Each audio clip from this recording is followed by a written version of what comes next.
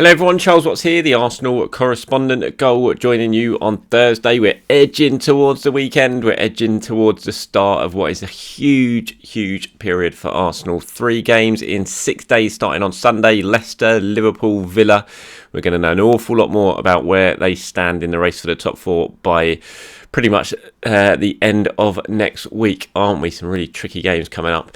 Going to be intriguing to see how this inform Arsenal side do in those crunch games. 2 of them at home. We know how good Arsenal can be at home. I don't think they'll be too, overly scared of Liverpool. I will talk about that obviously later on as we get towards that game. But I do think when you look back to that performance against Man City before the sending off and everything on New Year's Eve, if Arsenal can play like that against Liverpool, then they won't go into this one too scared. I think they'll fancy their chances of certainly putting on a real good show against this Liverpool side. It'll be intriguing to see just how far they've come and whether they can produce a similar sort of performance to what we saw against Manchester City. Obviously, we got Leicester to play before that, and that game against Aston Villa, that one away from home, Saturday afternoon in front of a sold-out Villa Park. I think that one's going to tell us a lot about this young Arsenal side as well, and how they can handle the pressure in the race for the top 4. Obviously, we'll talk about that as we get closer towards those games. I'll do a video tomorrow looking ahead towards the Leicester game. Mikel Arteta's press conference is tomorrow. That's at 1:30 p.m, so keep your eyes peeled for that. I just wanted to do today's video. There's some big, huge news in terms of the Premier League and English football, and that is that Roman Abramovich has now officially been sanctioned by the UK government. I will talk about that in this video because although it's not Arsenal, it's certainly going to, everything that to do with the Premier League and to do with certainly in London, it all sort of intertwines and connects. So it's an interesting thing in terms of Arsenal. But I wanted to start on some comments. William Saliba has been given an interview recently, obviously a player who's hugely monitored by Arsenal fans over here and all around the world at the moment. Seeing how he's getting on in France, he's a player who intrigues a lot of people because, well, we haven't seen him yet, have we, in an Arsenal shirt, apart from in a couple of under-23s game and a pre-season friendly way back. I think it was against MK Dons, wasn't it? But he's a player, huge talent, we know that, and has been having a very good season at Marseille, although he has dipped in form recently, which you would understand is understandable for a young defender, and Marseille is struggling at the moment for form, so, he can't do it all by himself, can he? But he gave an interview, I think he was speaking to RMC over in France, and I thought I liked what he had to say. It sort of showed a really good mindset, I think. And this way, I'd say, said, since February, I've been very average. There's no need to hide. I know that I need to work. I'm a young player. But that's no excuse. I'm going to give everything to get back to my good level. We've had a difficult month of February. We started March badly, but we'll soon find the taste of victory again, especially in the good style of play that we had at the start of the season. Now, I think this season is going to have done Saliba the world of good. Look, I can't sit here right now and say that Saliba is going to play for Arsenal and he's going to be a star for Arsenal and they're not going to sell him and he's going to go on and be a centre point of the Arsenal team for the next decade. I don't know at this point. The word we get from Arsenal at the moment is that obviously in the end of the season they'll sit down, they'll work it out. At the moment, he's absolutely still in their plans. They've been watching him closely. They've been impressed by him during the season at Marseille, but there is clearly a decision that's going to have to be made on William Saliba. He's only got 2 years left on his contract at the end of the season. You would think if Arsenal, they need to get him to sign a new contract if they're going to keep him. If he doesn't sign a new contract, then you're going to have to really sell him now. Otherwise, you risk basically spending £27 million on a defender who's never going to play for the club, and then you end up giving him away with 1 year left on his contract. So you feel this summer is going to be absolutely crucial to Saliba. It's either get him to sign a new contract, bring him in, get him involved in the team, because Arsenal got rid of so many centre-backs. There is space for him now. Yes, Arsenal have absolutely got 2 centre-backs who play week in, week out, Gabriel and Ben White. They're both young. So it's not like Saliba can walk into the first team, but that doesn't matter. That shouldn't matter. They're all 3 young centre-backs. They should be able to compete with each other and try and push each other forward. You look at, I've said this in a previous video, you look at all the other teams around at the moment, at the top teams, they've all got, it's not just 2 centre-backs, they've got plenty.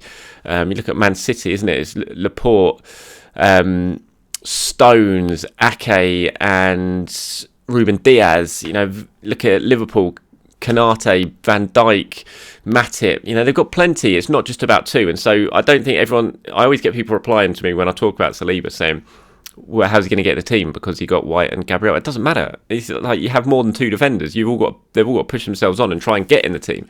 They're all young. They can't be guaranteed first-team football at that age, and you shouldn't be guaranteed first team football at any age. So I really hope that Saliba comes back. Arsenal get him to sign a new contract, and we see him next season, and he can really push on. Arsenal, hopefully, fingers crossed, are going to have European football as well next season, in one way or the other, whatever competition it is. So there's going to be plenty more games for players to be involved in. I think 4 centre backs of White, Gabriel, Saliba, and Rob Holding. I think that's a really good position to be in terms of the squad and in terms of centre backs there. And hopefully that's what Arsenal are thinking. Again, I can't sit here right now definitively and say what's going to happen. We're going to have to wait and see. Saliba's going to have a big part to play in it, and what he wants to do. With his contract now down to 2 years, he's going to have quite a big say, obviously. So is his agent. And so we'll have to wait and see what happens in the summer. But I do like those comments from him. I think it shows a real maturity for someone so young. I think it shows the mindset that he has. And everyone that I've spoken to about Saliba, and I don't know too much about him because, let's face it, I haven't seen him play properly. But people who have watched him play and have seen him a lot in France seem to say, he's got this really sort of killer mindset to him. And I like those comments, I have to say. And he was asked about his future, and he just said, we'll sit down at the end of the season. And that's all he can say. He's not going to say anything else. He's not going to get himself in trouble with Arsenal. He's not going to get himself in trouble with Marseille. I'm not even sure Marseille can do anything, to be honest, because I think they've got a transfer ban coming up, haven't they? Or might have one. So we'll have to wait and see. But in terms of those comments, I think it says a lot about Saliba and his personality in terms of what he wants to do. Let me know what you think. Do you want to see Saliba back next season? If he doesn't sign a new contract, do Arsenal have to sell him? Let me know what you think in the comments below. Okay, Roman Abramovich. We've got to talk about it. It's huge, massive, monumental news, really, over here in England. He has now been officially sanctioned by the UK government for his links to Putin. And for when you look at the statement that's been released for destabilising Ukraine, for supplying steel to tanks that are attacking Ukraine. It's huge, huge news. All of our assets have now been frozen. He is now not allowed to sell Chelsea Football Club. Obviously, that was a process that's been ongoing for the last week or so. That now has to be put on hold. From all accounts, that doesn't stop Chelsea being sold. It can still happen, but the proceeds can't go to Abramovich. The UK government has to take on the sale, and they find the buyer, that sort of thing. So, it's all going to continue to emerge. This has only just been announced in the last hour or so, so details are still fairly sketchy. Chelsea, tickets can't be sold for games now. Only season ticket holders who bought the tickets at the start of the season can go to their game. So, Arsenal have got to go and play at Stamford Bridge. That's now going to be played, you'd think. I think they've got 28,000 season ticket holders at Stamford Bridge. It's over a 40,000 seat stadium, so there's going to be plenty of empty seats. There's going to be no Arsenal fans, you would think. No away fans will be allowed to go because they can't sell tickets. For that, I think they can't make any revenue from merchandising, anything like that. That's all stopped now because the club's basically been frozen. I think they can still make revenue from broadcast revenue. It's just huge news for what has been, since Abramovich arrived, the most successful English club, home and abroad. They've won more trophies than anyone else. But now they're in a real state of flux. It's huge news for the Premier League. It's huge news for Arsenal. On a football side of things, can Arsenal take advantage of this? What sort of disruption is this going to do to Chelsea between now and the end of the season, to Thomas Tuchel and his players? I think in terms of travelling to away games, there's a certain limit on how much money can be spent on that. What is that going to change how they prepare for matches in terms of team hotels, in terms of flying? It's just massive news, huge disruption for Chelsea, and yeah, it's just going to be mad to see how it all unfolds over the coming days. You'd think. I don't even know what to say about the sale and all that, and how that's gonna happen now if the government are going to lead it. But for a club that has built itself on success and built itself on trophies and has just such a massive wage bills. They can't do any transfers. They can't give out any new contracts. You look at Chelsea's defenders. Loads of those defenders are coming to the end of their contracts. Azpilicueta, Rudiger. I think there's others as well. They're not going to be able to be given new contracts unless this all gets sorted quickly. It's just huge, massive levels of disruption for them. And that's going to have a knock-on effect on the Premier League and Arsenal, because one of the biggest rivals, the team sitting above them in the Premier League, suddenly is going to have all this disruption. Now, Arsenal are only 5 points behind Chelsea at the moment, who sit third. Arsenal have a game in hand. They've got to go to Stamford Bridge.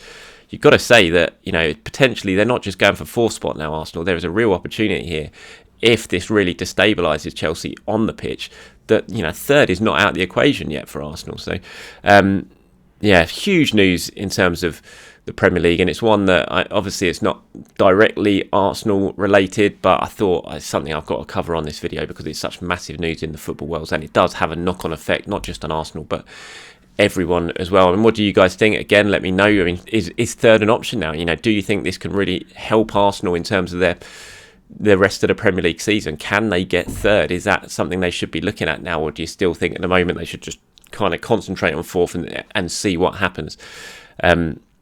Let me know in the comments below.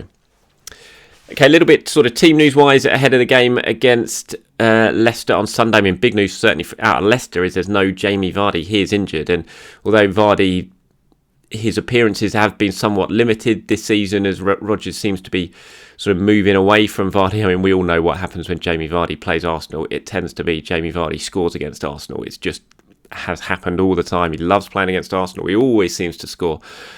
So it's certainly good news for Arsenal that Jamie Vardy is not going to be involved. In terms of Arsenal, Emile Smith-Rowe, from what I understand, he is back at London Colney. I don't believe he has trained fully with the squad yet, but he has been back at London Colney this week. I think he may well have trained on his own yesterday, but with 3 days before the game, you would think he's got a good chance of being involved. Just the fact that he is now back at the training ground, so that's good news for Arsenal. Tomiyasu still doesn't appear that he is involved. I'd be highly doubtful that he's even if he did come back now and got a couple of training sessions in. I can't see it. I can't see him starting at the weekend. Whatever happens, you think it's certainly going to be Cedric once again. Cedric's been playing well, but Cedric will certainly be tested if he is going to be the right back for the next 3 games coming up against Leicester, Liverpool and Villa. Then you look at those attackers he might well be up against. He's going to be tested a lot more than he has been in the run of games so far that he's had since he replaced Tomiyasu. You look at Harvey Barnes for Leicester, wonderful player. I really, really like Harvey Barnes. And then we know who Liverpool have got on the wings, whoever it is, whoever they use. And then Villa as well, you're going to have likes of Coutinho floating around all over there. So it's going to be tough for Cedric, but he's in very, very good form. He's played well. I know a few people have criticised him for his performance against Watford. I didn't necessarily think he was that bad, to be honest. But big test coming up for Cedric if, as expected, Tomiyasu doesn't make it. I don't think we need to worry too much about Alexander Lacazette. I'm sure lots of you saw the picture that he posted on social media yesterday. He had a few nasty gashes on his shin from a tackle that he got in training from Thomas Partey. I think he called Partey a killer on social media while he tweeted a picture of that injury, but I don't think we need to worry too much about Lacazette's fitness. I think he will be fine. I saw Thomas Partey reply to him as well. So all a nice sort of little bit of a joke between the two of them on social media, again sort of showing the unity and bond that there is. And I think it's certainly important that Alexander Lacazette is fully fit for the game, because we know how essential he's been to Arsenal's improvement since he came into the side, basically since the Everton game. Yes, he's only scored 1 goal in that run against Norwich, which was the penalty, but he has set up 7 goals. That's more than any other Premier League player in the same time frame. I think I can't even remember. Someone's got 5. I can't remember who it is now. And then like Robertson 4, Alexander-Arnold 4, but Lacazette's on 7. 2 more at the weekend against Watford, and there is no doubt that Lacazette is absolutely essential. He's kind of the glue that holds things together in that attack for me at the moment. And it's no surprise to see the likes of Martinelli, Saka, Smith-Rowe when he's fit, Odegaard flourishing all around him, because having Lacazette as the focal point of that attack is so important. That's it from me. Thank you very much for watching today's video, everyone. Please do enjoy your day. Sun's shining out there. Go out, enjoy yourselves, and I'll be back tomorrow. I'll probably do a video in the morning, the press conference in the afternoon. Maybe, I don't know, just keep your eyes peeled. It'll either be the morning or I'll wait and I'll do it after the press conference on Friday to go over what Mikel Arteta said. Have a great day, everyone. Speak to you soon.